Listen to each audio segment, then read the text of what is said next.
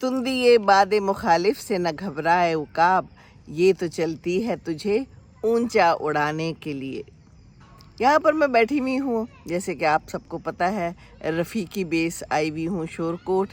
इस्लामाबाद गई थी, फिर वहाँ से यहाँ आ गई और वॉक कर रही थी, यहाँ पर बैठ गई। बड़ा प्यारा समा मुझे लगा, अभी सूरज गुरूब हुआ है, बड़ा खूबसूरत नज़र आ रहा था।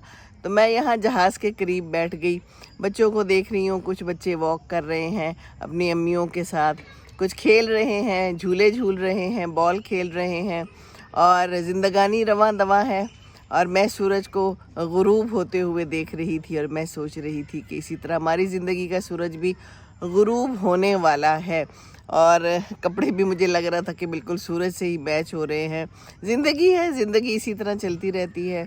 कोई आएगा ज़िंदगी में, कोई जाएगा। इसी तरह हमारे बच्चे भी छोटे थे, इसी तरह हम भी मेहनत